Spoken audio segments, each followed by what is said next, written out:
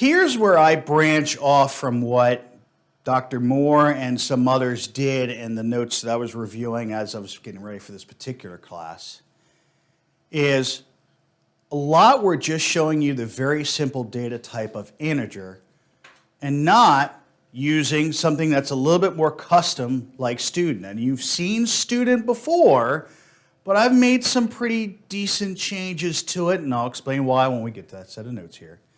But I wanted to show you two different versions of using a very simple data type like integer or something that we're using like student.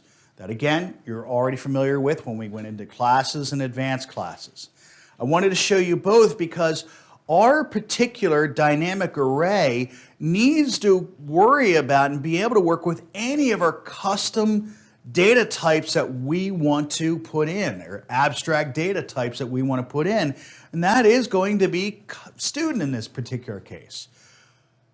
We also need to cover heaps as our overall structure using dynamic array, so that is going to come up as well, but at least wanted to show you how do I create an integer dynamic array. I'm going to have integer, and then yes, I'm going to go over the constructor here in a moment, but I wanted to show you that's going to create a 3 values in there, and it's going to have a space of 5. This one is going to have 3 students in there, but it's going to have room for 30, and this is the same idea overall from here on down.